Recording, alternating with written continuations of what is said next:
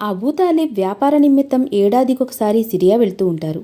యథాప్రకారం ఒకరోజు ఆయన ప్రయాణ ఏర్పాటు చేసుకుంటుంటే చిన్నారి ముహమ్మద్ సల్లల్లాహు అలైహిస్సల్లం గారు ఆయన వైపు తదేకంగా చూడడం మొదలుపెట్టారు.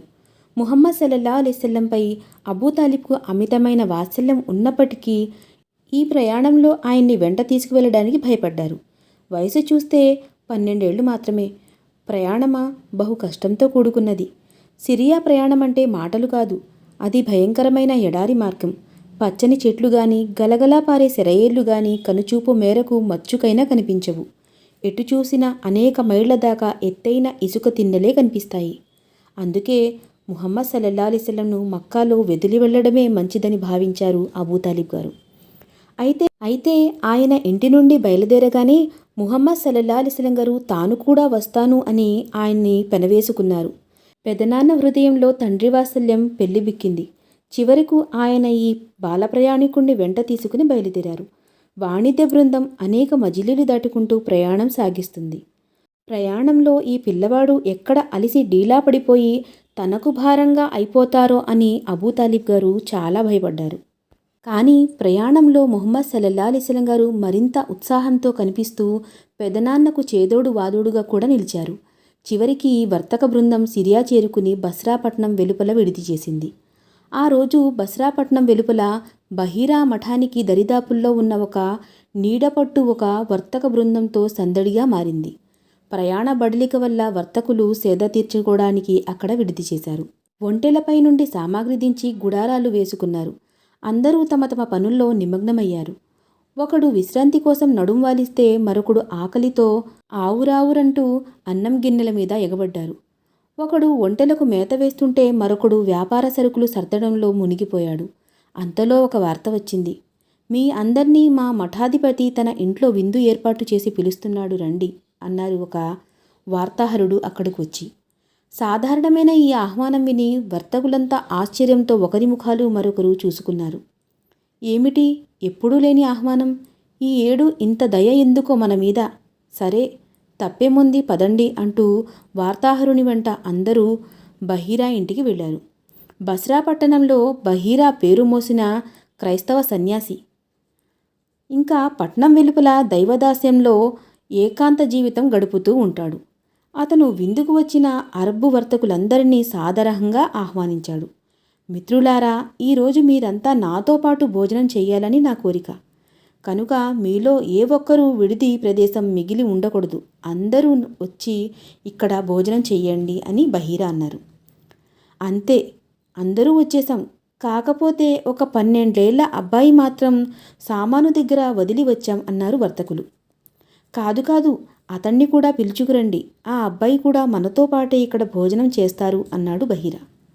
ఈసారి అరబ్బు వర్తకులకు మరింత ఆశ్చర్యం వేసింది. ఎప్పుడూ రాని ఆహ్వానం, అందున ఒకరు మిగలకుండా అందరూ రావాలి అంటున్నాడు, షరతు పెడుతున్నాడు. బహీరా, ఏమిటి విశేషం? ఇంతకు ఏమయ్యింది? నువ్వు మమ్మల్ని ఎందుకు పిలిచావు విందుకు అని అడిగారు వర్తకుడు. విశేషం ఏమీ లేదు. మీరు మా అతిథులు, మా పొరుగున వచ్చే బాటసారులు. మీకు ఆతిథ్యం ఇవ్వడం నా విధి కదా. ఇంతకు మించి ఏముంటుంది అన్నాడు బహీరా. కాదు, ఇందులో ఏదో విశేషమే ఉండాలి అనుకున్నారు వర్తకులు మనసులో. అంతలో బహీరా సేవకుడు వర్తకులు విడిది చేసిన గుడారాలకు వెళ్ళి ముహమ్మద్ సల్లల్లాహు అలైహి వసల్లంని కూడా పిలుచుకు వచ్చాడు. బహీరా వాలకం చూస్తుంటే ఆ పిల్లవాడి కోసమే ఎదురు చూస్తున్నట్లుగా అనిపించింది. బాలుడు లోపలికి ప్రవేశించగానే బహీరా క్షణం పాటు ఆయన్నే రెప్పార్పకుండా చూశాడు. భోజనాలయ్యాక వర్తకుల్లో కొంతమంది ఆటపాటల్లో మునిగిపోయారు. మరికొంతమంది కబుర్లలో దిగారు. కొందరైతే బహీరా మఠం చుట్టూ తిరిగి చూస్తాడు. అప్పుడు బహీరా మెల్లగా బాలముహమ్మద్ సల్లల్లాహు అలైహి వసల్లం గారి దగ్గరికి వచ్చాడు. చూడు బాబు, లాత్ ఉజ్జాల మీద ఒట్టు వేసి కొన్ని ప్రశ్నలు అడుగుతున్నాను, వాటికి సమాధానం చెప్తావా అని అడిగాడు అతను. చెప్తా గాని దయచేసి లాత్ ఉజ్జాల మీద ఒట్టు వేయకండి అన్నారు ముహమ్మద్ సల్లల్లాహు అలైహి వసల్లం గారు మృదువుగా. సరే బాబు, దైవసాక్షిగా అడుగుతున్నాను. నేనడిగేది దాచకుండా చెప్పాలి. అలాగే చెప్తాను, అడగండి, ఏం అడుగుతున్నారు? అప్పుడు బహీరా బాలుడి గుణగణాలను గురించి, స్వభావాన్ని గురించి, అలవాట్లను గురించి, మరికొన్ని ఇతర విషయాలను గురించి ఏమేమో అడిగాడు. బాలముహమ్మద్ సల్లల్లాహు అలైహి వసల్లం గారు అన్నిటికీ సమాధానం ఇచ్చారు. అంతలో అబూ తాలిబ్ వచ్చారు పిల్లవాడిని తీసుకువెళ్ళడానికి. బహీరా ఆయన్ని చూసి, ఈ పిల్లవాడు మీకేమవుతాడు అని అడిగారు. నా కుమారుడు అని చెప్పారు అబూ తాలిబ్ గారు. ఏమిటి, ఈ అబ్బాయి మీ కుమారుడా? కాదు, నిజం చెప్పండి, ఇతని తండ్రి బ్రతికే ఉన్నాడా? ఇదెలా సాధ్యం అన్నారు బహీరా. బహీరా మాటలకు అబూ తాలిబ్ ఆశ్చర్యపోయారు. ఇక నిజం చెప్పక తప్పలేదు. ఈ అబ్బాయి నా తమ్ముడి కొడుకు. మరి ఇతని తండ్రి? ఇతను తల్లి కడుపులో ఉండగానే చనిపోయాడు. ఇప్పుడు మీరు నిజం చెప్పారు. ఇక తీసుకువెళ్ళండి మీ అబ్బాయిని. చూడండి, యూదుల బారి నుండి ఈ అబ్బాయిని కాపాడుకోవాలి. నేనెలా గుర్తించానో అలాగే గుర్తించగలిగేవారు తప్పక ఈ బాలుణ్ణి వెంటపడతారు. అంతేకాదు, ఆ దుర్మార్గులు ఇతని ప్రాణం తీయడానికైనా వెనకాడరు.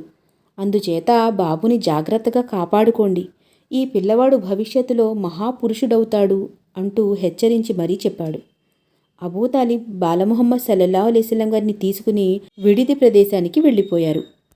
ఆ రోజు బహీరా ముఖం ఇదివరకెన్నడూ లేని విధంగా ఆనందంతో కలకలలాడిపోయింది.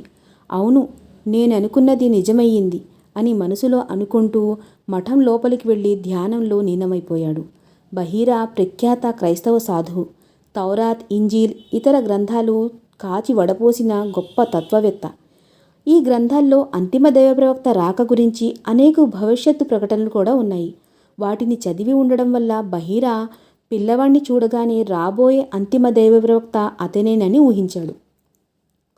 బాలుణ్ణి బాహ్య స్వరూపమైతే భవిష్యత్తు ప్రకటనల ప్రకారం ఉంది. మరి అంతర్స్వరూపం అంటే పుట్టుక, గుణగణాలు, అలవాట్లు సంగతేమిటి? వీటిని ధృవపరుచుకోవడానికి అతను ఆ బాలుడి సంరక్షకుణ్ణి విడివిడిగా కలుసుకుని మాట్లాడాడు. ఆ తర్వాత బహీరా ఈ బాలుడే రాబోయే అంతిమ దైవ ప్రవక్త అని వెంటనే గ్రహించాడు. ఇలా తన ఊహ నిజమైనందుకు అతను చాలా సంతోషించాడు. వర్తక బృందం బస్రాలో 1 నెల రోజులు ఉంది. వర్తకులు మక్కా నుండి తెచ్చిన సరుకులు బస్రాలో అమ్మారు. బస్రాలో లభించే మక్కాలో దొరకని సరుకులు కొన్నింటిని కొన్నారు. ఆ తర్వాత ఈ వర్తక బృందం బస్రా నుండి మక్కాకు తిరిగి ప్రయాణమయ్యింది. బాలముహమ్మద్ సల్లల్లాహు అలైహి వసల్లం గారు దారిలో తారసపడుతున్న చిత్ర విచిత్ర ప్రకృతి దృశ్యాలు పరికిస్తూ, ప్రయాణికులకు చెప్పుకుంటున్న విశేషాలు వింటూ, వివిధ ప్రాంతాల ప్రజల విశ్వాసాలు, ఆచార వ్యవహారాలు, ఆరాధన పద్ధతులు, సభ్యత సంస్కృతులు జాగ్రత్తగా పరిశీలించారు. అంతేకాకుండా దారిలో ఆయన విగ్రహాలను ఆరాధించేవారిని, ప్రకృతి శక్తుల్ని పూజించేవారిని, రకరకాల దురాచారాలు, మూఢనమ్మకాలు పాటించేవారిని, దైవగ్రంథాన్ని తారుమారు చేసి జనానికి కల్పిత విశ్వాసాలు నూరిపోసే మతాధికారులకు కూడా ఎంతోమందిని చూశారు. కానీ ఈ ఆరాధనా రీతులు, ఆచార వ్యవహారాలు ఏమీ తనకు నచ్చినట్లు లేదు. లోకంలో యావత్తు అజ్ఞానం, అపమార్గంలో పడి కొట్టుమిట్టాడుతున్నట్లు కనిపించింది. ప్రపంచమంతా అంధకారం అలుముకున్నట్లు అనిపించింది. విశ్వప్రభువును చేరుకునేందుకు వీటన్నిటినీ అతీతమైన విభిన్నమైన రుజుమార్గం ఒకటి ఉండవచ్చని, ఇదే ఇహపరలోకాల్లో మానవ శ్రేయానికి దోహదం అవుతుందని ఆయన అంతరాత్మ ఘోషించింది. కానీ ఆ మార్గం ఏది? ఎలా ఉంటుంది?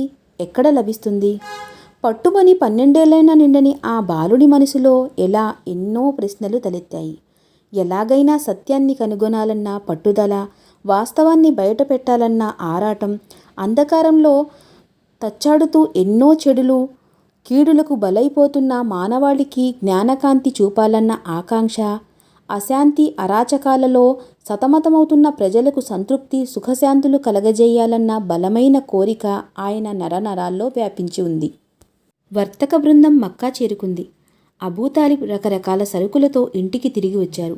అబూతాలిబ్ వచ్చారని తెలియగానే ఎందరో బంధుమిత్రులు ఆయన్ని కలుసుకోవడానికి వచ్చారు. అనేక ప్రశ్నలతో ప్రయాణ విశేషాలను గురించి అడిగారు. అబూతాలిబ్ అన్నిటికీ ఓపిగ్గా సమాధానాలు చెబుతూ పోయారు. అయితే బాలముహమ్మద్ సల్లల్లాహు అలైహి వసల్లంకు ఇవేమీ పట్టలేదు. ఇంటికి తిరిగి వచ్చారో లేదో ఆయనకి ఒకే ఆలోచన, ఒకే పట్టుదల. నైతికంగా, ఆధ్యాత్మికంగా అణగారిన ఈ సమాజాన్ని ఉద్ధరించడం ఎలా, ఏం చెయ్యాలి అని. నా వీడియోస్ కనుక మీకు నచ్చితే తప్పకుండా లైక్ చేయండి, షేర్ చేయండి, కామెంట్ చేయండి. సబ్స్క్రైబ్ చేసుకోవడం అస్సలు మర్చిపోవద్దు. అల్లాహ్ సుబ్హానహు వ తఆలా మనకి ఇంకా ఎన్నో విషయాలు తెలుసుకునే సద్బుద్ధిని ప్రసాదించాలని నేను దువా చేస్తూ ముగిస్తున్నాను. అస్సలాము అలైకుం వరహ్మతుల్లాహి వబరకాతుహు.